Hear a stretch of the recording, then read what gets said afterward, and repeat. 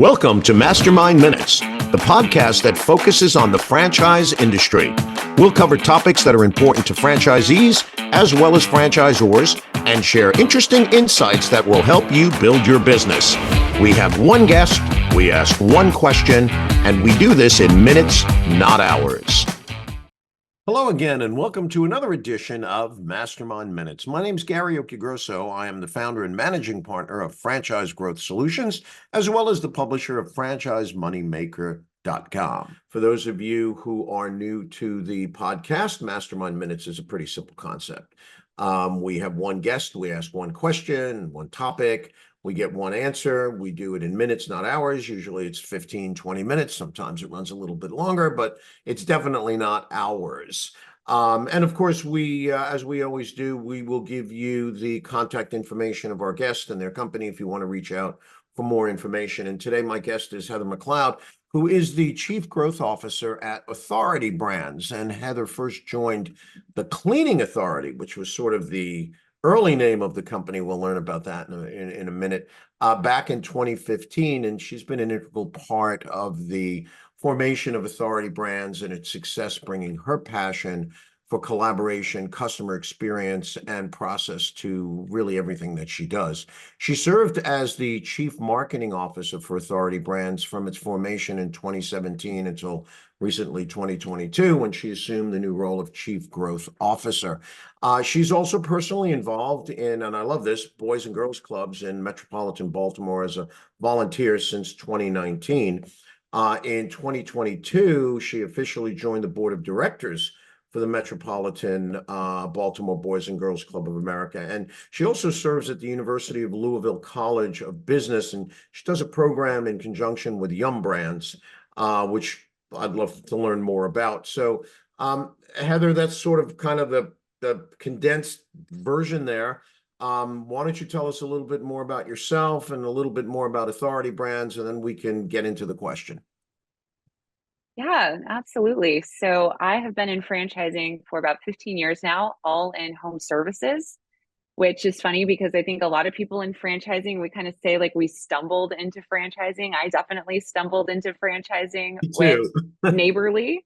Back then they were the Dwyer Group, but now they're Neighborly. And so that's where I cut my teeth and really developed a love for working with franchisees and helping them build their businesses and build national brands. And then, like you said, from there, I went to the Cleaning Authority, and the Cleaning Authority became kind of the flagship brand that launched the platform of Authority Brands. And so I've been here for about 10 years, just recently in my new role, kind of expanded to not only oversee the marketing team, but now also franchise development, which is a new kind of an exciting journey for me, a layer deeper into kind of the franchise sales process and what that looks like. And then also taking contact centers kind of under my wing. So all of the things that are the big levers to help us generate revenue and make money, whether that's growing system-wide sales for our franchisees, putting new dots on the map, or doing a better job of converting the leads that we get into revenue for our owners. That's great. That's great. And it sounds, obviously there's a lot of pieces to that hopefully we'll be able to unpack. First, though, shout out to Dina Dwyer, who's one of the, icons in the industry. And I'm old enough, by the way, to have been lucky enough to have met her dad, who actually did the Dwyer Group way back when. But great family heritage there, great brand and great number of brands, and sort of the pioneer in the concept of having a portfolio of brands. So just a shout out to the Dwyer family, because I think they've really had such an outrageous impact on franchising. Okay, back to you, back to Authority. So, I think the question that I have, because there are more and more brands that are going multiple under an umbrella. We launched a brand a few years ago, a home services brand, that now has 3 brands under their umbrella. And I interviewed the CEO of Inspire, which, they have a full umbrella of food brands. So this is a whole different thing in the world of franchising. You're not managing one brand. And if you're the growth officer, you're not managing the growth of one, you're managing the growth of numerous brands, and they each have their own sort of idiosyncrasies, if you will, and they probably also have their own set of qualifications for a franchisee. That's not to say that they can't, and I'm sure you do have franchisees that own multiple brands under the Yep. platform. But what I'd like to know is, what are some of the challenges in growing a multiple brand concept versus if you have ever done just a single brand? Yeah, well, it definitely has its challenges, especially, as you continue to get bigger, the challenges change as the count of brands grows. So right now, we are at 16 brands, Wow. and that's a lot. Yeah, and it's a lot of different priorities across brands. And I think that's really the big kicker is you have to have alignment as an organization about what are the priorities for kind of the non-brand specific teams. So the way that we're structured, every brand has kind of a dedicated team of, operations, marketing, people whose sole focus is that one brand. But then we also have resources and kind of a shared services capacity. And it's really, how do we deploy those resources to move what needles where in the business, and making sure everyone's in alignment as to what that looks like. So it can be really easy to get, distracted by other things happening in the business that aren't maybe what those priorities are. So it's, at the end of the day, it boils down to just having everybody on the same page about what we're chasing, what the biggest levers for growth are, and getting the organization behind that.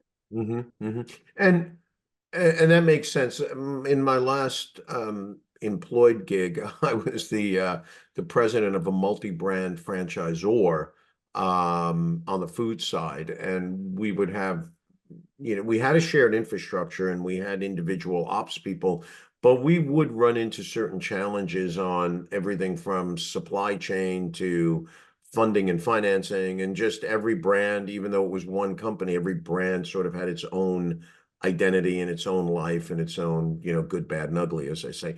What are Yeah. some brands, or whatever, all of the brands? You mentioned 16, maybe don't rattle off all 16 of them. What are some of the brands under the Authority Brands umbrella? Yeah, so some of our biggest brands that people might be the most familiar with, we talked about the Cleaning Authority already. That's the flagship, but also 1 Hour HVAC, Benjamin Franklin Plumbing, Mr. Sparky Electric, Home Watch Caregivers, the Junk Luggers. Those are some of our larger brands that have been around, that people might be a little bit more familiar with. They have more kind of complete national coverage compared to some of our more emerging brands that we're working through kind of the build out of the footprint for. Right, right. And you mentioned, I think, one of the newer ones in your portfolio, and I know Josh Cohen from way back Mhm. when. Well, I know he looks like he's like 60, but I think I Yep. actually know him from when he was about 16. Okay. Yep. He's a Connecticut guy. I'm a New York guy. So he would come to our franchise forum. So I remember the early days and his struggle, but his passion to launch that brand. And here we are, I guess 20 years later, maybe 25, I lose count. So are they the newest brand in your portfolio, or one of the newest? Because you just purchased them, right? I mean, the last couple. Yes, they're one of the newest. Yeah, they're one of the newest. The actual newest brand in our portfolio it's a first for us.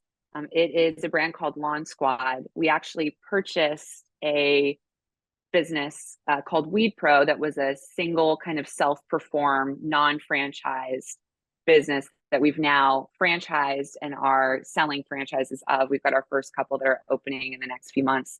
So that's a first, because as we've you kind of referenced it, right? The Dwyer Group was kind of the first of this like idea of a platform, and let's kind of combine infrastructure, put these brands together. But that's not so new anymore. There's a lot of people who are doing this, and as such, brands like Josh and Junk Luggers of significant size, a lot of them have been gobbled up. A lot of platforms like us and our competitors have bought up a lot of brands. So now kind of the next phase is starting from a single unit. Yeah, well, you hit the nail on the head in terms of the evolution of this, because my first experience and it was more on the private equity side, with private equity invested in a company that I had launched with the two founders in New York 1,000 years ago called Ranch One. Private equity was new to it at that point, so they really didn't know what to do with it. But today, or as recently, I would say as recently as pre-pandemic, it appeared that a lot of the private equity groups didn't want to talk to a brand unless they had like EBITDA of $2-3 million. Okay. And then when the pandemic hit, and push back on me if you saw this differently, my point of view here was when the pandemic hit, more mature franchisors saw opportunity to scoff up brands that were struggling as a result of the pandemic and become not only financial investors, but strategic partners in terms of helping them grow their businesses. In turn, private equity groups now started to, as I say, swim further upstream where they wouldn't look at emerging brands, and now they do.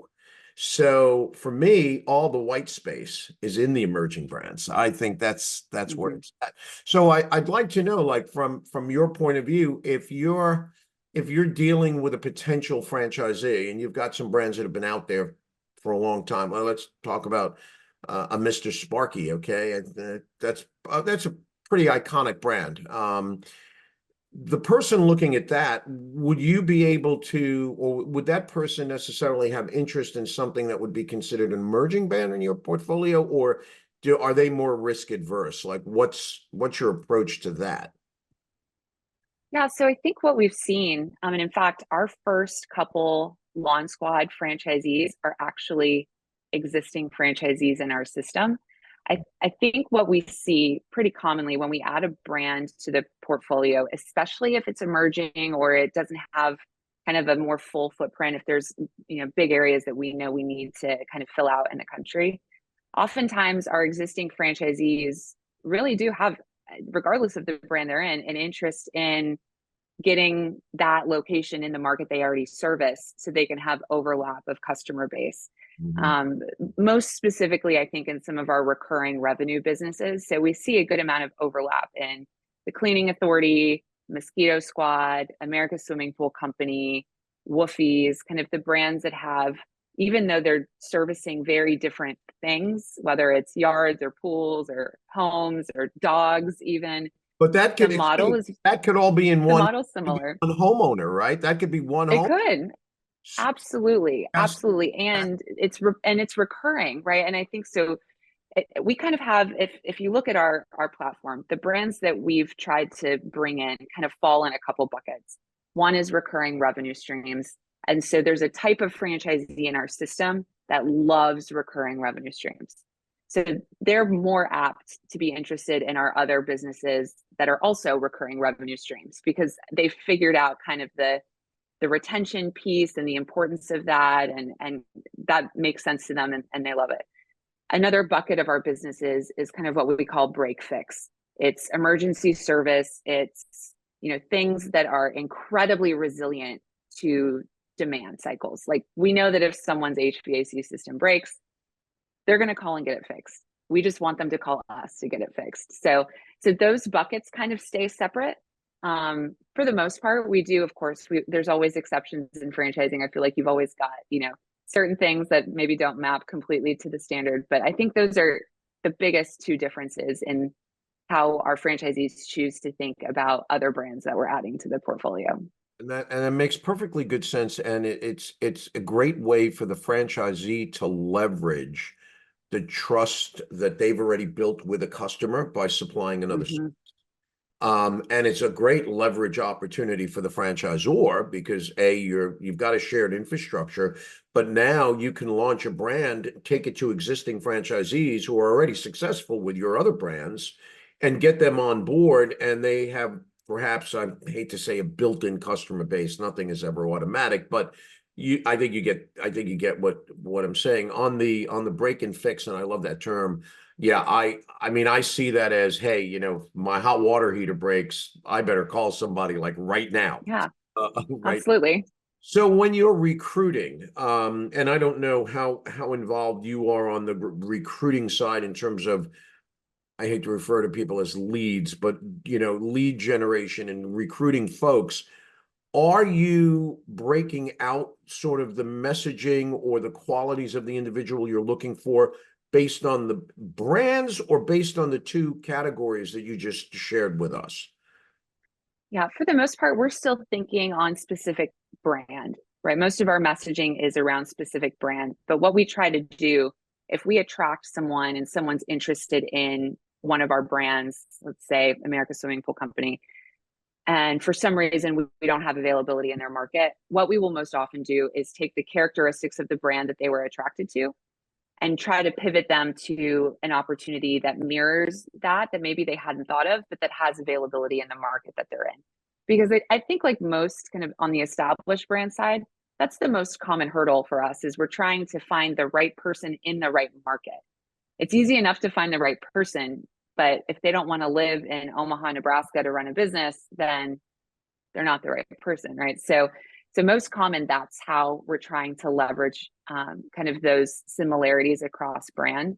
We haven't necessarily cracked the case yet on how to go to market more fully as authority brands, but that is something that we're doing some testing in right now and helping guide people down a path to say, hey, these three brands might be of interest to you, instead of having them kind of self-identify, hey, this one I'm interested in, almost more like if we were to function kind of like our own broker, if you will, to say like, tell me about yourself, let's learn about you, now let's position you with these three brands. So that's something we're exploring, but right now the most common kind of overlap is just trying to pivot people when, for whatever reason, we don't have the brand they're interested in the market that they're interested in. Yeah, well, and again, that perfectly good sense. But you said something there that I think is very eye-opening to folks, other franchisors that might have multiple brands, or a company like mine where we've got like 40 brands under advisement that we consult to the franchisors and help recruit. But when we started talking and you started talking about all those different brands, what kind of came in my head was, gee, how in heaven's name do you market so many different brands? But what I heard you say just a minute ago was you're leveraging the similarities of those brands. So you're not marketing the individual brands, you're marketing the benefits of those brands within sort of what they could give to a potential franchisee and then matching them to that. Is that sort of a safe way of describing that? Yeah, I mean, we just went through the process of kind of building out like a, I hate to call it like a quiz, but basically like an assessment that you can take to say like, hey, what's important to you? Is it that Monday through Friday, 8 to 5? Is that important to you? Because if that is, we've got a group of businesses that only service customers in those hours. You're not going to get a call in the middle of the night. You're not going to, it's different. If that's important to you, great. If a company who completely, runs and handles your consumer marketing for you, if that's important, great. If you love marketing and you want to pull those levers yourself, well, there's another bucket of brands that might be the right fit for you. So it's trying to unpack kind of what people are attracted to, what they're looking for, and then offering them up ideas that they might not have picked for themselves. Some of our brands are brands that you might not think would have the AUV they have because of the industry they're in, but they do. So getting people to think differently about how big could a house cleaning business be? How big could a pest control business be? So some of it's just kind of breaking the mold a little bit and helping by identifying, what they actually care about when they're thinking about becoming a franchisee, and matching that with brands that they might have not ever considered. Yeah, and that piece I think is very, very important because there are those sort of preconceived notions that, oh, if I think you said a mosquito, if I get a mosquito business, like I'm going to be the guy with the mosquito gun in the backyard, and how much money can I Yeah. possibly take? Because how many homes a day can I do? And that to me is what I call the worker mentality, that in the sense that the understanding of the difference between the work of the business and the business. Whereas we've got some service brands where the franchisees, they're running multiple groups of people and they're sort of the brand ambassador, and they're training people and tooling up and making sure that they can just get more and more accounts. So I think that's an important point of differentiation, because a lot of people think of it as what kind of work am I going to be doing? And they connect the work to either the service or Right. the product. When we sell a restaurant, like a pizza restaurant, invariably the person goes, well, I don't know anything about making pizzas. Well, that's good, because you're not going to be making pizzas. Okay. Yep. So, okay. Any last insight that you would want to share, either with a franchisor who might be dealing with multiple brands, or even a franchisee who might be considering a franchise, and rather than, sort of sifting through the portals, so to speak, Hmm. where they, the advantage of working with a company like yours that has numerous brands to show. Any last word you want to give us? Yeah, I mean, I think on the franchisor side, I think for everyone who's working in a platform, I would bet knows that it's challenging in certain ways. We all go through the same thing of the balance of how to prioritize. So I would say clear communication is always the winner.